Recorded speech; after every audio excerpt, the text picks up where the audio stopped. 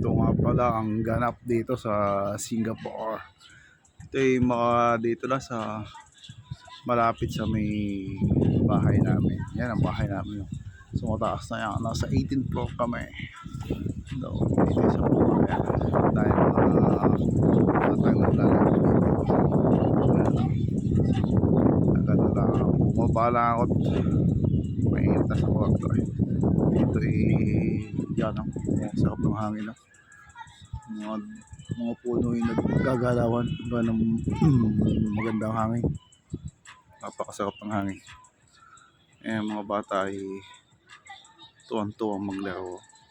Mga siso pa at saka mga akyata na mga akyata na yan yung mga nakakit yan pabisa-bisa na yung mga bata.